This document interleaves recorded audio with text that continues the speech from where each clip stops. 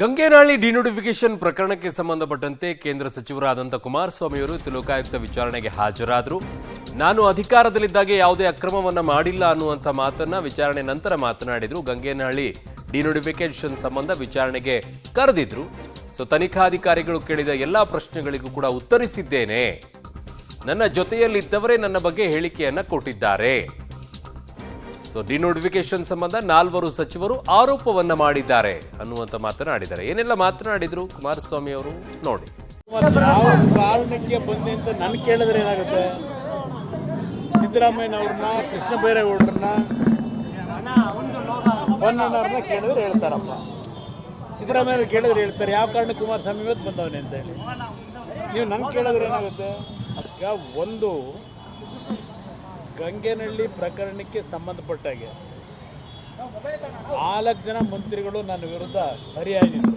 ನಾನು ಅವತ್ತು ಹೇಳಿದ್ದೇನೆ, ಯಾವುದೇ ರೀತಿ ಆ ವಿಷಯಕ್ಕೆ ಸಂಬಂಧಪಟ್ಟದ್ದು ನನಗೇನು ಸಂಬಂಧವೇ ಇಲ್ಲ ಅಂತ. ಆದರೂ ಹಲವಾರು ರೀತಿ ಲಘುವಾಗಿ ಮಾತಾಡಿರೋದು ಗಮನಿಸಿದ್ದೇನೆ ಪ್ರಚಾರಕ್ಕೆ. ಯಾವುದೇ ಕಾರಣಕ್ಕೂ ಕುಮಾರಸ್ವಾಮಿಗೆ ಯಾವುದೇ ಗಂಡಾಂತರ ಬರ್ತಕ್ಕಂಥ ಕೆಲಸ ಅಧಿಕಾರದಲ್ಲಿದ್ದಾಗ ಕಾನೂನು ಬಾಹಿರವಾಗಿ ಮಾಡ್ತಕ್ಕಂಥವನಲ್ಲ ನಾನು. ಎಂದೂ ಸಹ ಈ ಸರ್ಕಾರದಲ್ಲಿ ನನ್ನನ್ನು ಏನೂ ಮಾಡಲಿಕ್ಕೆ ಸಾಧ್ಯ ಇಲ್ಲ. ಇದು 2015ರಲ್ಲಿ ಯಾವ ಸಿದ್ದರಾಮಯ್ಯನವರ ಸರ್ಕಾರ ನಡೀತಾ ಇತ್ತು, ಆ ಸರ್ಕಾರದ ವಿರುದ್ಧ ಅವತ್ತೂ ಸಹ ನಾನು ವಿರೋಧ ಪಕ್ಷದ ಶಾಸಕನಾಗಿ ಸರ್ಕಾರದ ಹಲವಾರು ಪ್ರಕರಣಗಳನ್ನು ಮುಜುಗರ ಉಂಟು ಮಾಡ್ತಕ್ಕಂಥ ಒಂದು ಪ್ರಸ್ತಾವನೆಗಳನ್ನೇನು ಮಾಡ್ತಾ ಇದ್ದೆ. ಅವತ್ತು ಈ ಕೇಸನ್ನು ಹಾಕ್ಸಿರ್ತಕ್ಕಂಥದ್ದು 2015ರಲ್ಲಿ. ಇವತ್ತು 2024. ಈಗಾಗಲೇ ಹಲವಾರು ಬಾರಿ ತನಿಖಾ ಹೇಳಿಕೆಗಳು ತಗೊಂಡಾಗಿದೆ. ಮತ್ತೆ ಇವತ್ತು ಕರೆದಿದ್ದಾರೆ. ಮೊನ್ನೆ ಯಡಿಯೂರಪ್ಪನವ್ರನ್ನೂ ಕರೆದಿದ್ರು ಅಂತ ಮಾಧ್ಯಮದಲ್ಲಿ ಗಮನಿಸಿದೆ. ಇವತ್ತು ಕರೆದಿದ್ರು. ಇವತ್ತು ಬಂದು ನಾನು ಅವರು ಏನು ಪ್ರಶ್ನೆಗಳು ಕೇಳಿದ್ದಾರೆ ಎಲ್ಲ ಪ್ರಶ್ನೆಗಳಿಗೂ ಉತ್ತರ ಕೊಟ್ಟು ಬಂದಿದ್ದೇನೆ. ಇನ್ನು ಉಳಿದ ತನಿಖೆಗಳು ಮುಂದುವರಿಸ್ಕೊಳ್ಳಿ. ತನಿಖೆಗಳನ್ನು ಮುಂದುವರಿಸಿ ಏನೇನು ಕಾನೂನು ವ್ಯಾಪ್ತಿಯೊಳಗೆ ಕ್ರಮ ತೆಗೆದುಕೋಬೋದು ತಗೊಳ್ತಕ್ಕಂಥದ್ದಕ್ಕೆ ಈ ಸರ್ಕಾರ ಮುಕ್ತವಾಗಿದೆ. ಯಾವ ಕಾರಣಕ್ಕೆ ಬಂದೆ ಅಂತ ಇದು ಮಾನ್ಯ ಕೇಂದ್ರ ಸಚಿವರಾದಂತಹ ಕುಮಾರಸ್ವಾಮಿ ಅವರು ಮಾತನಾಡ್ತಾ ಇದ್ರು.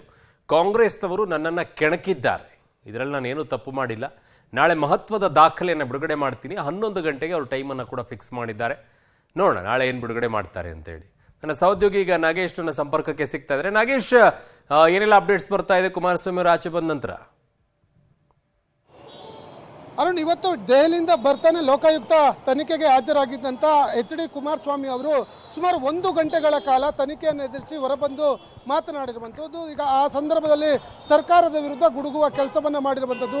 ಈಗಾಗಲೇ ಏನು ನನಗೆ ನೋಟಿಸ್ ಕೊಟ್ಟಿದ್ದಾರೆ ಅದಕ್ಕೆ ಸಂಬಂಧಪಟ್ಟಂಥ ಒಂದಷ್ಟು ದಾಖಲೆಗಳು ಬಿಡುಗಡೆ ಮಾಡನಿದ್ದೀನಿ. ನಾಳೆ 11 ಗಂಟೆ ಎಲ್ಲರಿಗೂ ಕೂಡ ಇನ್ವೈಟ್ ಮಾಡಿರುವಂಥದ್ದು. ನಾಳೆ 11 ಗಂಟೆಗೆ ಈ ಒಂದು ADG ಅಂದರೆ IG ಆಗಿರುವಂಥ ಚಂದ್ರಶೇಖರ್ ಸಂಬಂಧಪಟ್ಟಂಥ ಒಂದಷ್ಟು ದಾಖಲೆಗಳು ಬಿಡುಗಡೆ ಮಾಡ್ತೀನಿ ಅನ್ನುವಂಥ ಮಾತನ್ನು ಹೇಳಿದರು. ಜೊತೆಗೆ ಈ ಒಂದು ಡಿನೋಟಿಫಿಕೇಶನ್ ಪ್ರಕರಣದಲ್ಲಿ ನಾನು ತಪ್ಪು ಮಾಡಿ ಈ ಒಂದು ವಿಚಾರಣೆಗೆ ಹಾಜರಾಗಿಲ್ಲ. ಈ ಪ್ರಕರಣದಲ್ಲಿ ನನ್ನದೇನು ಪಾತ್ರ ಇಲ್ಲದಿದ್ದರೂ ಕೂಡ ಸಿದ್ದರಾಮಯ್ಯ ಅವರು ನನ್ನನ್ನು ಟಾರ್ಗೆಟ್ ಮಾಡಿ ವಿಚಾರಣೆಗೆ ಕರೆಸುವ ಕೆಲಸವನ್ನು ಮಾಡ್ತಿದ್ದಾರೆ. ಯಾಕೆ ವಿಚಾರಣೆಗೆ ಕರೆದಿದ್ದಾರೆ ಅನ್ನುವಂಥದ್ದನ್ನು ಸಿದ್ದರಾಮಯ್ಯನವರಿಗೆ ಕೇಳಿದಂದ್ರೆ ನಿಮಗೆ ಸಂಪೂರ್ಣವಾದ ಮಾಹಿತಿ ಸಿಗುತ್ತೆ ಅನ್ನುವಂಥ ಅಸಮಾಧಾನವನ್ನು ಸರ್ಕಾರದ ವಿರುದ್ಧ ಹೊರಹಾಕಿರುವಂಥದ್ದು. ಅರುಣ್. ಓಕೆ ನಾಗೇಶ್, ನಿಮ್ಮೆಲ್ಲ ಮಾಹಿತಿಗೆ ಧನ್ಯವಾದ. ಡಿನೋಟಿಫಿಕೇಶನ್ ಸಂಬಂಧ ವಿಚಾರಣೆಗೆ ಕರೆದಿದ್ದಾರೆ. ಇವತ್ತು ಹಾಜರಾಗಿದ್ರು. ಅದರ ಜೊತೆಗೆ ನಾಳೆ 11 ಗಂಟೆಗೆ ಒಂದು ದೊಡ್ಡ ಸುದ್ದಿಯನ್ನು ಕೊಡ್ತೀನಿ ಅಂತ ಹೇಳಿದ್ದಾರೆ. ಅದೇನು ಅಂತ ಕಾದು ನೋಡಬೇಕಾಗಿದೆ.